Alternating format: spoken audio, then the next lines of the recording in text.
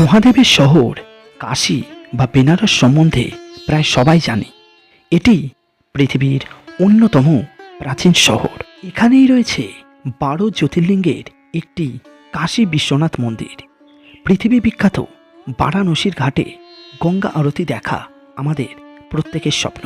জন্ম থেকে মৃত্যুর মাঝের সমস্ত পূজার অনুষ্ঠান অনুষ্ঠিত হয় এখানে। এই প্রাচীন শহর গড়ে উঠেছে এই ঘাটগুলির উপর, যা রয়েছে পবিত্র গঙ্গা নদীর তীরে। এই প্রাচীন শহরের আধ্যাত্মিকতা, সৌন্দর্য ও প্রাচীনত্ব প্রত্যেকের মনে জায়গা করে নিয়েছে। বারাণসীতে মোট 84টি ঘাট রয়েছে, যার মধ্যে বেশিরভাগ স্নানঘাট। এর মধ্যে মণিকর্ণিকা ও হরিশ্চন্দ্র শ্মশান ঘাট হিসাবে ব্যবহৃত হয়। একদিকে দশাশ্বমেধ ও আশি ঘাট যেমন মানুষকে বাঁচতে শেখায়, ঠিক তেমনি মণিকর্ণিকা ঘাট ও হরিশ্চন্দ্র ঘাট আমাদের দেখায় জীবনের আসল সত্য, মৃত্যুকে।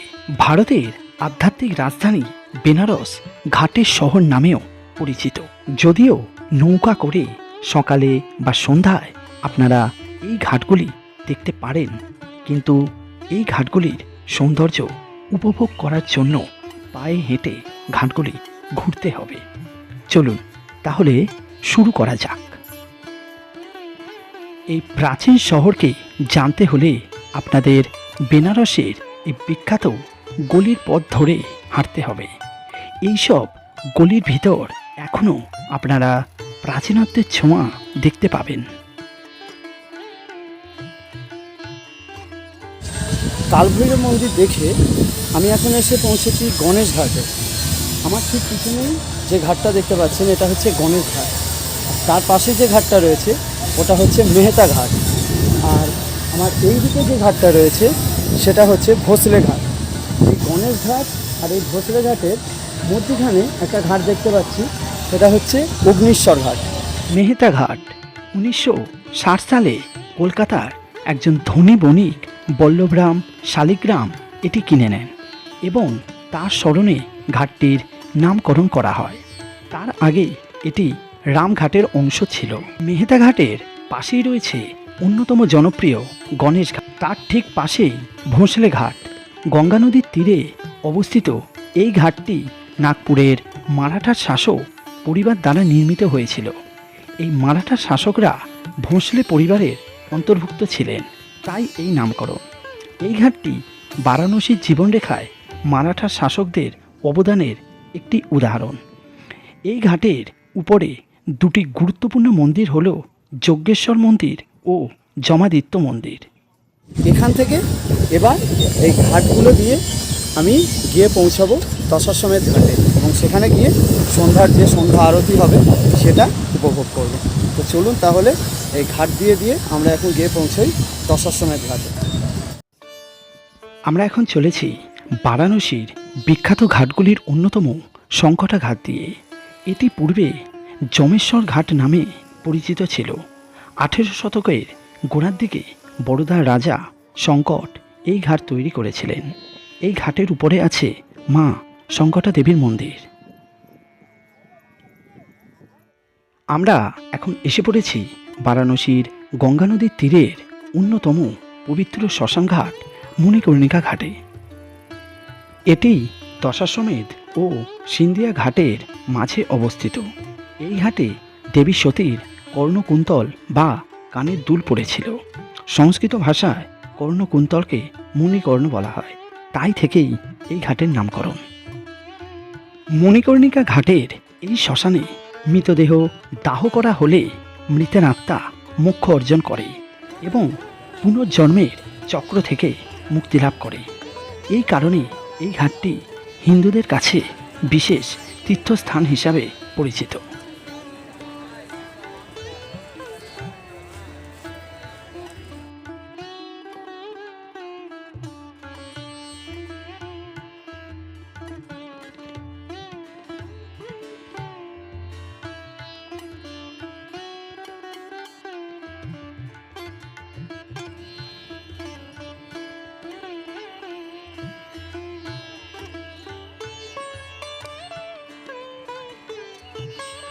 আমি এখন এসে পৌঁছেছি মণিকর্ণিকা ঘাটের ঠিক পাশেই বিশ্বনাথ করিডোর যে রয়েছে, সেই বিশ্বনাথ করিডোর ঘাটের সামনে। এখান থেকেই উপরে উঠে গেলে সেই বিশ্বনাথ করিডোর। অসাধারণ সুন্দর পরিবেশ এখানে।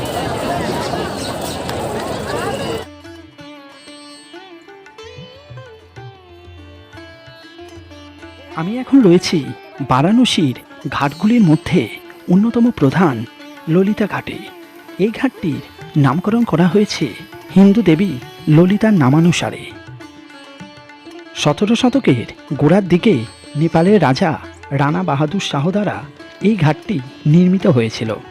এই ঘাটের উপরে রয়েছে নেপালের বিখ্যাত পশুপতি মন্দিরের প্রতিরূপ নেপালি মন্দির ও ললিতা গৌরী মন্দির।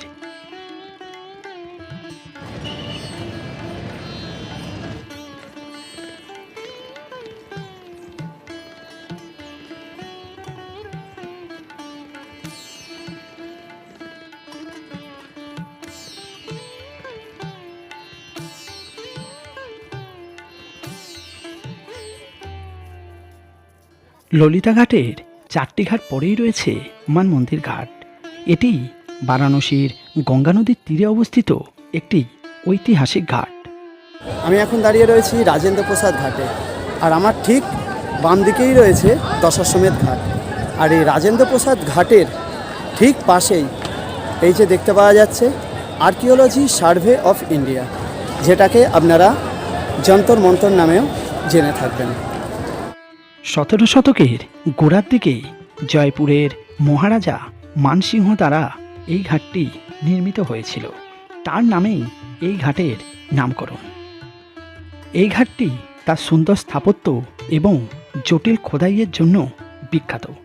এই ঘাটের ঠিক উপরেই রয়েছে ভারতের 5টি যন্তর মন্তরের অন্যতম একটি। 1737 সালে মহারাজা জয় সিং দ্বিতীয় দ্বারা নির্মিত হয়েছিল এই যন্তর মন্তরটি।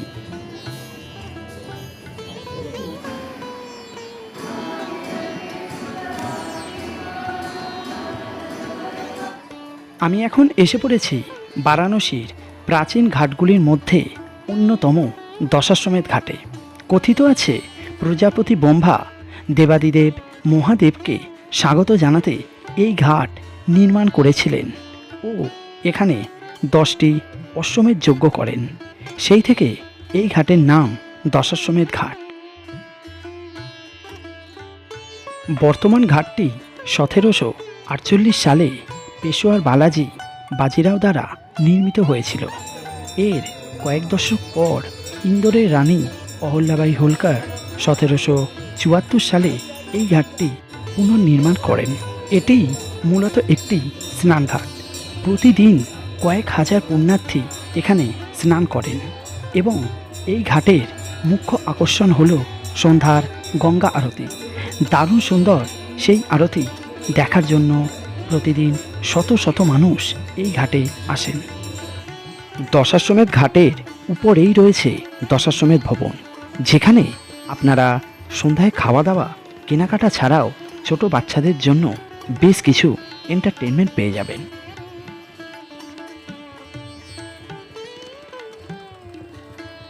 নমস্কার বন্ধুরা, আবারও একটা সুন্দর সকালে আপনাদের সকলকে স্বাগত। এখন সময় 4:30 আর আমি চলেছি আশিঘাটের সকালবেলাকার আরতি দেখতে। চলুন তাহলে যাওয়া যাক। আমি এখন এসে পড়েছি গোদলিয়া চকে। তো এই গোদলিয়া চক থেকে একটা অটো নেব, নিয়ে আমি চলে যাব আশিঘাট। আর এখান থেকে আপনারা যে আশিঘাট যাবেন, সেই আশিঘাট যাওয়ার জন্য অটো ভাড়া বা টোটো ভাড়া নানা রকম চাইবে। ভাড়া আছে 20 টাকা। তো সেই বুঝে দরদাম করে নিয়ে আপনারা অটো বা টোটোয় উঠবেন। আশিঘাটের ভোরের গঙ্গা আরতি দেখে আমরা সেখান থেকে পায়ে হেঁটে ফিরে আসব দশাশ্বমেধ ঘাট।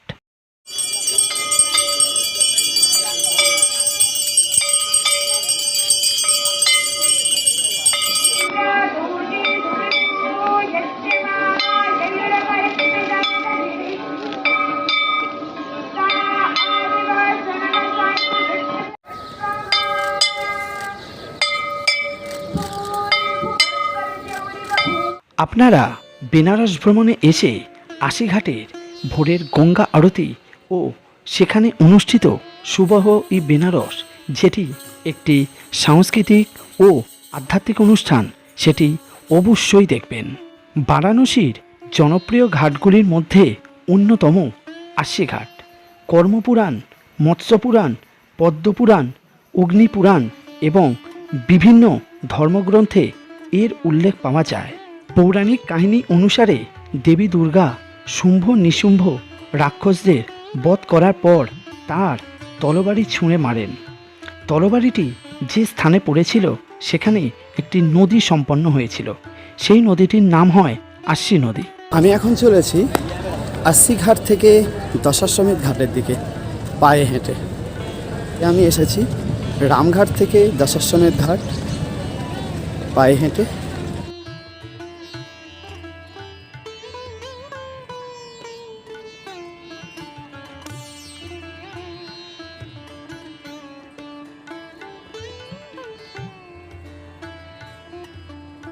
আমি এখন এসে পড়েছি ভাদিনী ঘাটের কাছে। এই যে আমার বাম দিকেই রয়েছে ভাদিনী ঘাট, আর ভাদিনী ঘাটের ঠিক পরেই রয়েছে জানকী ঘাট। এই যে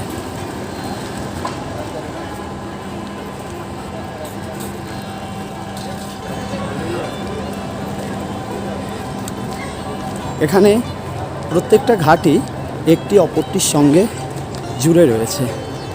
আপনারা চাইলে একটি ঘাট থেকে আরেকটি ঘাটে পায়ে হেঁটে ভ্রমণ করতে পারেন, ঘুরে দেখে নিতে পারেন। জানকী ঘাটের পাশেই রয়েছে মাতা আনন্দময়ী ঘাট।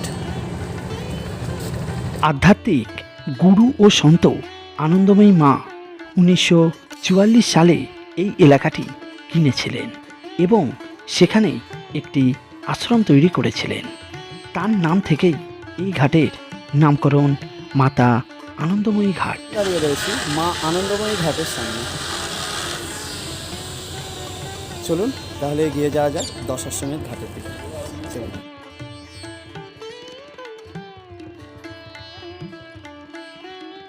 আমরা এখন চলেছি পঞ্চকোট ঘাটের পাশ দিয়ে, আর পঞ্চকোট ঘাটের পাশেই রয়েছে প্রভু ঘাট। ওইটা যে দেখতে পাওয়া যাচ্ছে ওইটা হচ্ছে প্রভু ঘাট। মানে একটা ঘাট শেষ হচ্ছে না আর একটা ঘাট শুরু হয়ে যাচ্ছে।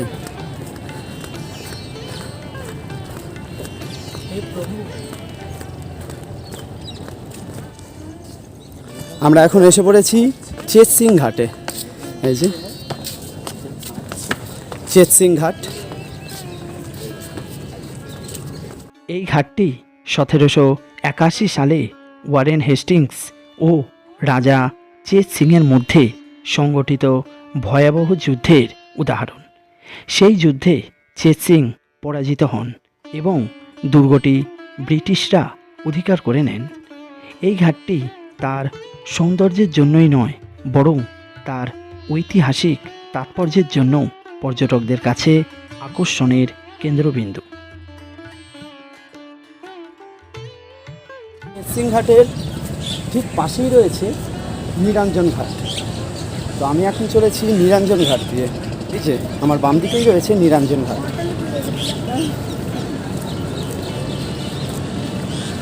অসাধারণ, এমনি বলে না, এটা শিক্ষা, সংস্কৃতি, আধ্যাত্মিকতার নগর।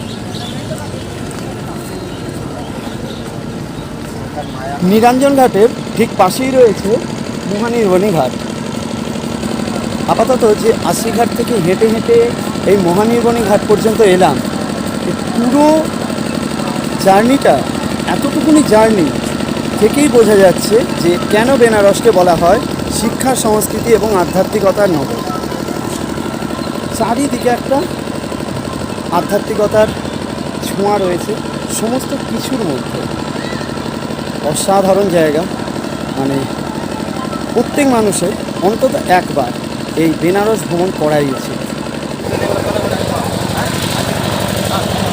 মহানির্বাণী ঘাট থেকে আমি এখন এসে পৌঁছে গেছি। মানে মহানির্বাণী ঘাটের ঠিক পাশেই রয়েছে শ্রীবালা ঘাট।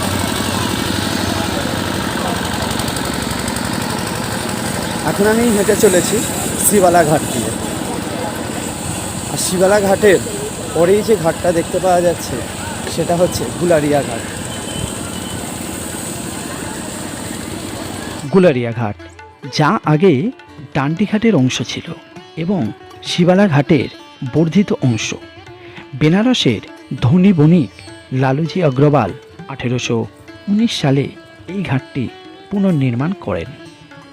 আমি এখন এসে পড়েছি পবিত্র গঙ্গা নদীর তীরে বারাণসীর অন্যতম বিখ্যাত হরিশ্চন্দ্র ঘাটে। এই ঘাটটি কিংবদন্তি রাজা হরিশ্চন্দ্রের নামে নামকরণ, যিনি এই স্থানে শ্মশানে কাজ করতেন। পৌরাণিক কাহিনী অনুসারে ঋষি বিশ্বামিত্র রাজা হরিশ্চন্দ্রকে তার রাজ্য, তার সম্পদ দেবতাদের উদ্দেশ্যে উৎসর্গ করে দেবতাদের প্রতি তার আনুগত্য প্রমাণ করার কথা বলেন। রাজা তার সমস্ত কিছু দেবতাদের দান করেন। তারপর হরিশ্চন্দ্র তার পরিবারের ভরণ পোষণের জন্য এই ঘাটের শ্মশানে কাজ করেন। এই ঘাটের গল্পে বিশ্বাস, ত্যাগ ও শক্তির প্রমাণ।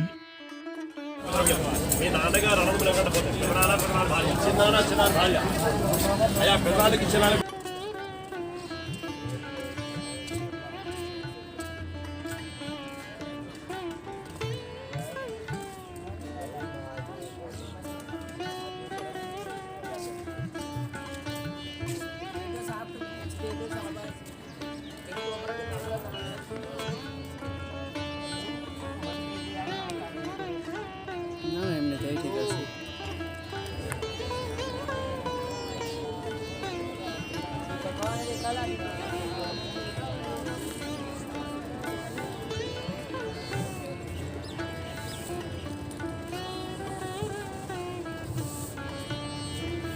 আমরা এখন এসে পড়েছি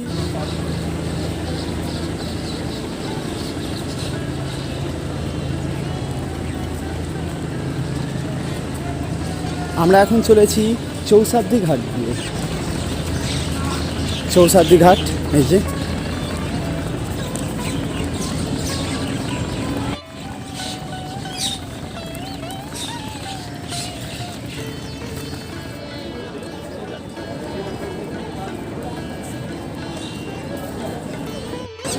আমি এখন এসে পড়েছি মুন্সি ঘাটে।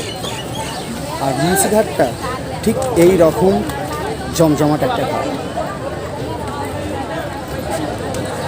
দশাশ্বমেধ ঘাট আর ঘাট, এই ঘাটগুলো তো খুবই জনপ্রিয় ঘাট এবং এই ঘাটগুলোতে খুবই ভিড় থাকছে। সবথেকে বেশি ভিড় এখনও পর্যন্ত যেখানে দেখেছি সেটা হলো দশাশ্বমেধ ঘাটে। আর আমি এখন যেখানে দাঁড়িয়ে রয়েছি সেটা হচ্ছে মুন্সি ঘাট। মুন্সি ঘাটটাও বেশ ভিড় রয়েছে, বেশ জমজমাট। আপনারা মুন্সি ঘাট এলে এ ধরনের সুন্দর ঘাটটি দেখতে পাবেন। খুব সুন্দরভাবে সাজানো, সারিবদ্ধভাবে নৌকাগুলো দাঁড়িয়ে রয়েছে নৌকো বিহারের জন্য। এখান থেকেও চাইলে আপনারা নৌকো ভাড়া করে নৌকো বিহার করতে পারেন। মুন্সি ঘাটের ঠিক পাশেই রয়েছে শীতলা ঘাট। এই যে আপনারা এখন দেখছেন শীতলা ঘাট।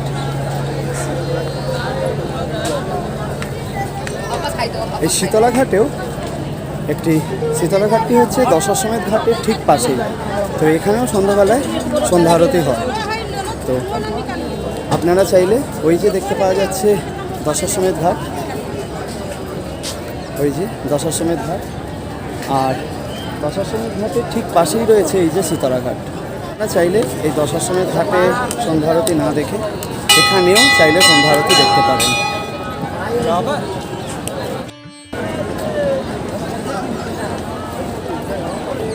সত্যি এক কথায় সুন্দর এই শিক্ষা, সংস্কৃতি ও আধ্যাত্মিকতার নগর বেনারস।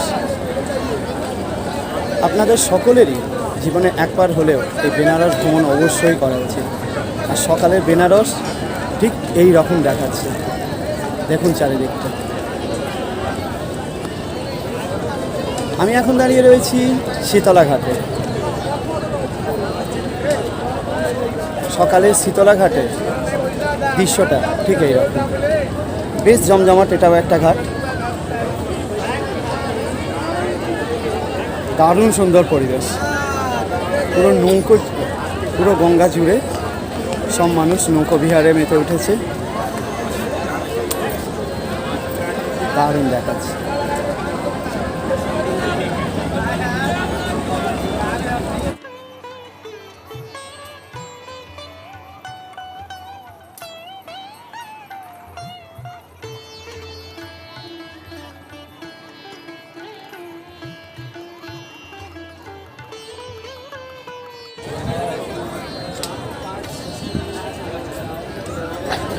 শীতলা ঘাটের পরেই যে ঘাটটি সেটি হচ্ছে প্রয়াগ ঘাট। দশাশ্বমেধ ঘাট আর শীতলা ঘাটের মাঝে একটি ঘাট রয়েছে, সেই ঘাটটি দেখলাম প্রয়াগ ঘাট। প্রয়াগ ঘাটের পরে আমরা এখন চলেছি দশাশ্বমেধ ঘাটের দিকে।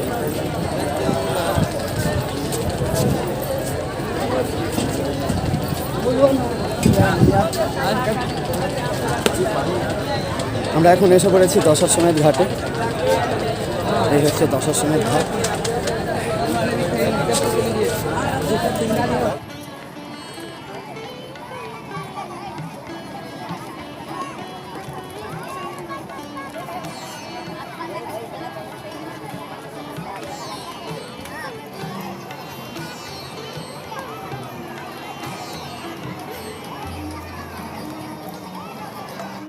এই সকল ঘাট ছাড়াও আরও একটি ঘাট রয়েছে, নমঘাট, যেটি বারাণসীর ৮৬তম ঘাট। গদুলিয়াচক থেকে এর দূরত্ব ৪.৫ কিলোমিটার। এটি ভারতের বৃহত্তম ঘাট বলে মনে করা হয়। আমি এখন চলে এসেছি নমঘাটে, আর নমঘাট থেকেই দেখতে পাওয়া যায় ডবল ডেকার যে ব্রিজটা আছে সেই ব্রিজটা। এই যে নিচে লাইন দিয়ে গাড়ি যাচ্ছে, আর উপরে আপনার বাস, অটো, টোটো এসব পড়ে যাচ্ছে। এই হচ্ছে নমঘাট। আপনারা নমঘাট দেখতে অবশ্যই সম্ভব হলে বিকালের দিকে আসবেন। এখানে ছোটদের জন্য নানান এন্টারটেনমেন্টের ব্যবস্থা ছাড়াও এখান থেকে দেখতে পাওয়া ডবল ডেকার ব্রিজ বা মালভিয়া ব্রিজ বেশ দারুণ লাগে।